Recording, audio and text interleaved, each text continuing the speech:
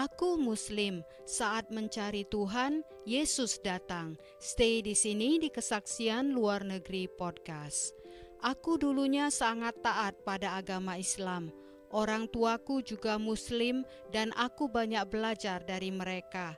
Aku tidak langsung berpindah ke agama Kristen begitu saja. Pertama kali yang membuatku mulai menjauh dari Islam terjadi saat aku masuk universitas. Sebagai anak muda, aku sedang mencari jati diri. Segalanya sepertinya terasa membingungkan di dunia. Apalagi saat aku melihat ada begitu banyak agama di dunia ini. Aku tidak tahu apakah orang lain juga pernah merasakan hal itu, tapi bagiku itu adalah masalah utama.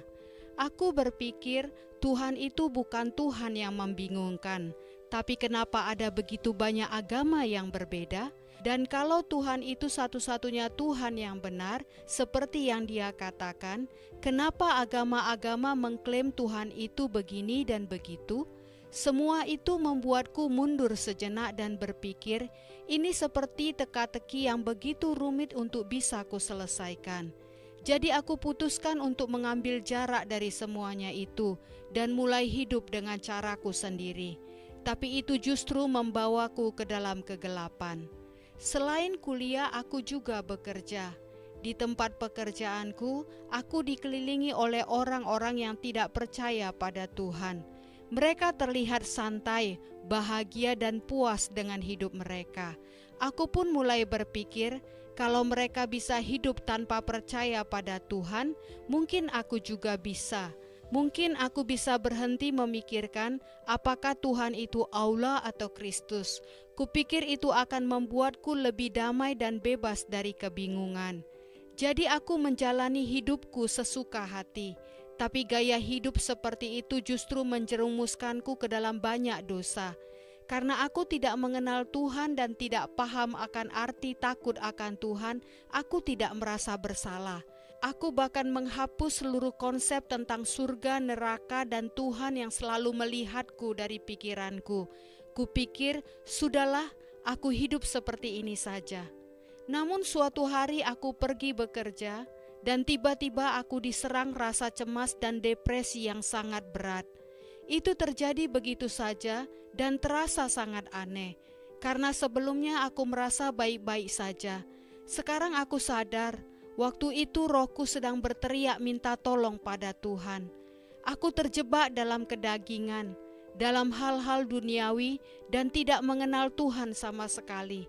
Bahkan aku tidak percaya Tuhan itu Allah atau Yesus. Aku benar-benar menyerah dan berhenti mencari. Dan hari itu, aku mulai dihantui pikiran tentang kematian dan bertanya-tanya, kalau aku mati, kemana aku akan pergi? Apa aku hanya akan binasa begitu saja?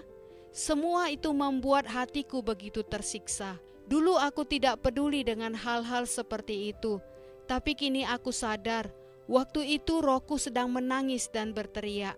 Aku tidak bisa membayangkan kenyataan bahwa sebenarnya aku tidak punya tujuan hidup. Disitulah aku benar-benar menyadari bahwa aku tidak bisa menjalani hidup tanpa Tuhan. Rohku sendiri menolak hidup seperti itu. Pengalaman masuk dalam kegelapan itu justru membukakan mataku bahwa Tuhan itu ada dan aku harus menemukan Dia. Akhirnya aku benar-benar sampai pada titik di mana aku harus berlutut. Saat itu meskipun aku dibesarkan sebagai seorang Muslim, aku tidak terpikir untuk berdoa secara Islam. Aku bahkan tidak memikirkan tentang Tuhan dalam konteks agama tertentu. Aku hanya berpikir tentang Tuhan secara umum. Aku ingat aku hanya berdoa dan menangis kepada Tuhan. Aku tidak terlalu memikirkan bagaimana cara yang benar untuk berdoa, karena aku tahu Tuhan bisa melihatku dan Dia ada di sekelilingku. Kalau memang Tuhan itu Maha Kuasa, aku yakin Dia tidak butuh aku untuk berdoa dengan cara tertentu agar Dia bisa mendengar doaku. Jadi aku hanya duduk dan mencurahkan segalanya kepadanya. Semua rasa sakit, semua kecemasan yang aku rasakan. Aku menangis dalam doa dan berkata, Tuhan, tolong tunjukkan siapa Engkau. Siapa Engkau sebenarnya? Sejak saat itu, Aku berharap Tuhan akan menyatakan dirinya kepadaku, karena aku tahu aku tidak bisa hidup tanpa tujuan. Setelah aku berdoa seperti itu, orang-orang mulai muncul dalam hidupku di tempat-tempat yang sangat tidak terduga. Semuanya terasa terlalu terencana, terlalu strategis. Aku tahu ini bukan kebetulan. Pertemuan pertama yang benar-benar membekas adalah saat aku sedang dalam perjalanan untuk menghadiri suatu urusan kerja. Waktu itu aku sedang mencoba memesan taksi, tapi berkali-kali dibatalkan. Aku heran karena biasanya tidak pernah seperti itu.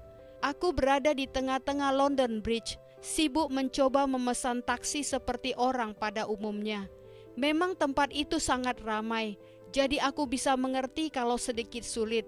Tapi aku belum pernah mengalami pembatalan sebanyak itu. Aku mulai kesal dan berpikir, ya sudahlah, jalan kaki saja atau naik bus, ini sudah keterlaluan. Tapi seperti ada sesuatu yang berkata di dalamku untuk mencoba memesan taksi sekali lagi. Jadi aku pesan lagi untuk terakhir kalinya. Dan akhirnya ada satu taksi yang menerima. Ternyata sopir taksi itu adalah seorang pendeta. Awalnya aku tidak terlalu memikirkan itu.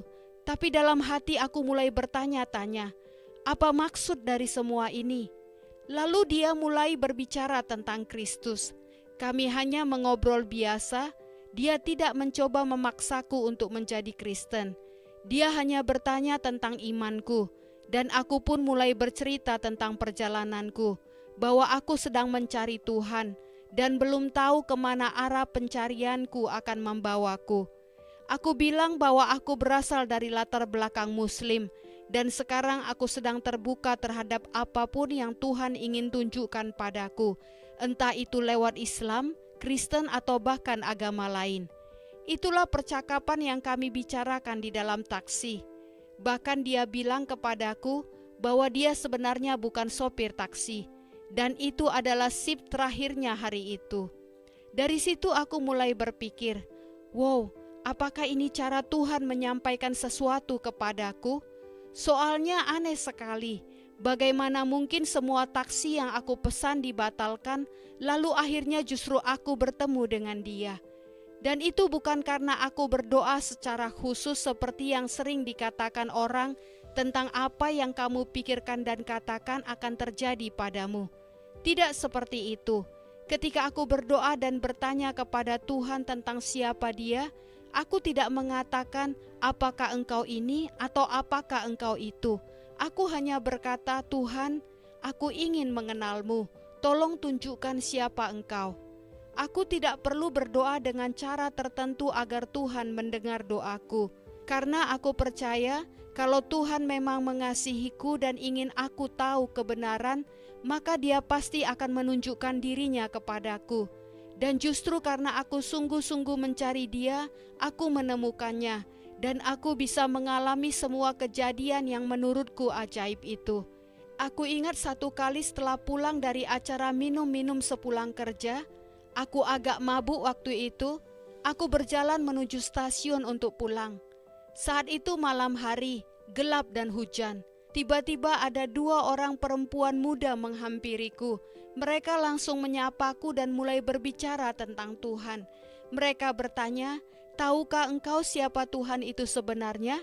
Bagaimana hubunganmu dengan Tuhan? Kami pun akhirnya berteduh di suatu tempat hanya untuk mengobrol. Dan kami mengobrol cukup lama, sekitar 1-2 jam. Hanya berbicara tentang Tuhan. Aku mulai menangis. Aku bilang kepada mereka bahwa aku benar-benar ingin mengenal Tuhan. Aku bilang aku sudah berdoa dan sedang mencoba mencari tahu. Lalu aku bertanya kepada mereka, apakah kalian sengaja menghampiri aku? Dan mereka menjawab, tidak, ini benar-benar spontan. Kami hanya merasa harus berbicara denganmu. Di situ aku semakin merasa bahwa semua ini bukan kebetulan. Ada lagi pengalamanku yang lain. Saat itu aku dalam perjalanan pulang dari sebuah festival. Aku sedang membuka HP-ku dan sedang men-scroll Instagram. Anehnya aku terus melihat salib saat men-scroll itu. Salib di mana-mana. Di leher orang, di gambar, simbol-simbol salib muncul di feedku. Waktu itu aku cuma berpikir, apa maksudnya semua ini? Aku bekerja di bidang teknologi, jadi aku paham soal hal-hal seperti AI, algoritma rekomendasi dan semacamnya. Dan aku tahu aku tidak pernah mencari apapun tentang kekristenan atau salib. Jadi sebelum orang-orang berkata, "Oh, itu kan cuma karena engkau pernah mencarinya." Tidak sama sekali. Jadi waktu aku terus men-scroll Instagram itu, aku terus-menerus melihat simbol salib. Lalu aku menengadah. Aku melihat seorang pria berkulit hitam sedang naik sepeda, dan di dadanya tergantung salib besar. Aku benar-benar bingung dan hanya bisa berpikir, apa maksudnya semua ini? Tapi di saat yang sama, aku juga merasa bahwa jelas sekali Tuhan sedang menunjukkan sesuatu kepadaku. Seolah-olah Tuhan berkata, "Aku adalah Kristus, aku adalah Yesus, inilah aku, datanglah kepadaku."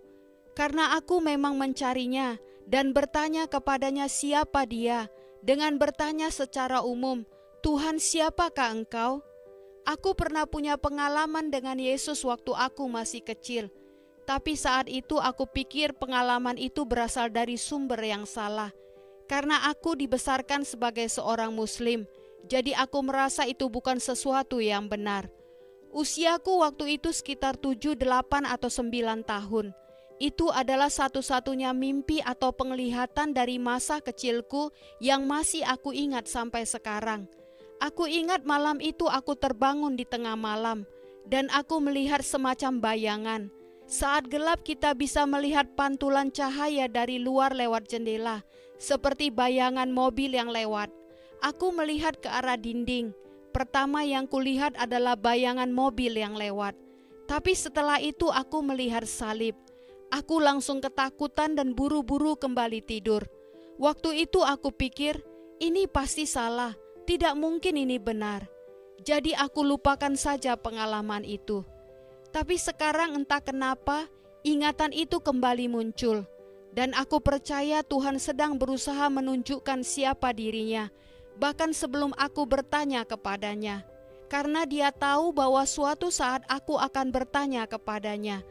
Tuhan ingin aku mengingat dan merenungkan penglihatan itu yang kualami ketika masih anak-anak. Pengalaman-pengalaman spiritual yang kuceritakan tadi itu baru sebagian kecil dari apa yang pernah aku alami. Masih banyak hal spiritual lainnya yang aku alami, dan semuanya membawaku kepada Kristus. Yang kuceritakan tadi adalah bagian utama untuk kesaksianku ini. Akhirnya aku putuskan untuk menghubungi temanku dan mencoba pergi ke gereja dengannya. Aku cuma ingin melihat bagaimana suasana di gereja. Apakah aku bisa merasa cocok atau terhubung dengan hal-hal di sana?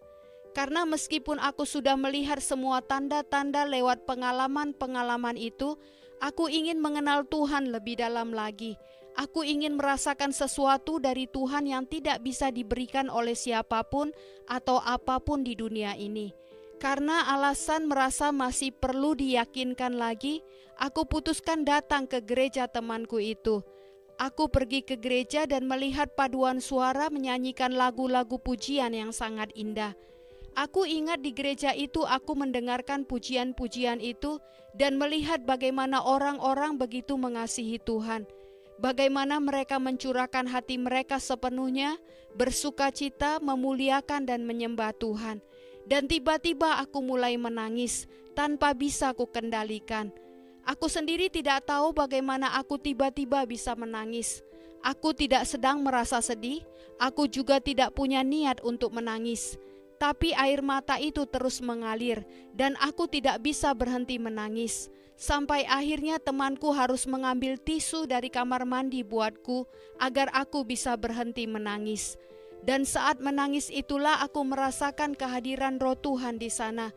Aku benar-benar merasakannya. Dan aku tidak bisa menyangkalnya. Aku tidak bisa pura-pura itu tidak terjadi, karena itu memang nyata. Roh Tuhan hadir di sana. Dan saat itulah aku sadar dan berkata, Yesus adalah Tuhanku. Tuhan sudah menunjukkan dan menyatakan siapa dirinya kepadaku, dan itu adalah Yesus Kristus. Aku belum pernah merasakan kasih seperti ini sebelumnya.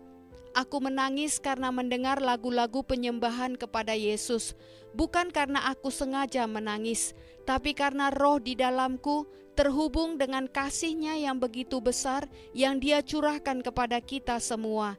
Bukan hanya kepada orang percaya, tapi juga kepada mereka yang belum percaya. Dia sangat mengasihi kita. Aku tidak bisa memahami sepenuhnya betapa besarnya kasih Tuhan bagi kita. Aku tidak mau mengenal Tuhan berdasarkan pengertianku sendiri, tapi berdasarkan siapa Dia sebenarnya, menurut apa yang Dia sendiri katakan tentang dirinya. Karena pikiran Tuhan jauh lebih baik dari pikiran kita. Dan aku tahu satu-satunya cara untuk benar-benar menemukan Tuhan adalah dengan membiarkan Tuhan sendiri yang menuntunku. Aku tidak mau terjebak dalam keyakinan atau sudut pandang manusia. Aku sama sekali tidak dipengaruhi oleh teman-temanku. Teman-temanku bahkan sangat terkejut ketika tahu aku menjadi Kristen. Padahal mereka adalah orang Kristen juga. Mereka menghormati aku waktu aku masih Muslim. Makanya waktu aku mengalami pertobatan, semuanya terasa seperti hal-hal yang benar-benar tak terduga. Tidak cuma buat mereka, tapi mungkin juga buat kalian yang baru tahu kalau aku dulunya seorang Muslim. Tuhan itu nyata, dan aku benar-benar merasa diberkati dan bersyukur karena aku telah menemukan Kristus. Dia begitu nyata dalam hidupku, terlalu nyata untuk diabaikan. Aku berharap kesaksian ini bisa menginspirasimu untuk menguji imanmu dan benar-benar mengenal Tuhan, siapa Dia sebenarnya. Bukan hanya berdasarkan apa yang diajarkan kepadamu, tetapi berdasarkan apa yang Dia sendiri katakan langsung kepadamu. Menurutku sangat penting bagi kita untuk membangun hubungan pribadi kita dengan Tuhan. Itu adalah sesuatu yang sebelumnya belum pernah aku miliki, di mana aku bisa berbicara langsung dengannya tanpa campur tangan atau pengaruh orang lain yang mencoba mendefinisikan siapa Tuhan itu. Aku sudah merasakan dan mengalami cukup banyak hal untuk tahu bahwa Kristus adalah Tuhan, dan itu tidak akan pernah berubah. Aku percaya atau orang lain tidak percaya, Kristus tetap sama. Dia tidak pernah berubah. Itulah pemahaman yang sekarang aku miliki, dan aku sangat bersyukur bisa sampai ke titik ini dalam hidupku. Aku berdoa semoga kesaksian ini memberkati saudara semua, dari latar belakang apapun saudara berasal. Aku berharap ini bisa menginspirasi saudara untuk sungguh-sungguh mengenal kedalaman pribadi Tuhan dan bertanya pada dirimu sendiri, apakah aku benar-benar mengenal siapa Tuhan itu? Kalau jawabannya iya, puji Tuhan. Tetapi kalau saudara masih ragu, kalau ada keraguan di hatimu, maka carilah Tuhan dengan segenap hatimu. Berdoalah dan minta padanya untuk menunjukkan siapa Dia sebenarnya. Karena itulah yang aku lakukan, dan dari situlah aku bisa melihat hal-hal indah yang Tuhan bukakan kepadaku sepanjang perjalanan hidup ini. Tuhan memberkati saudara semua. Semoga kita terus berjuang dalam pertandingan iman dan terus mencari Tuhan dengan segenap hati dalam setiap langkah hidup kita. Puji Tuhan, sampai bertemu di episode berikutnya. Tuhan Yesus selalu memberkati kita semua. Amin.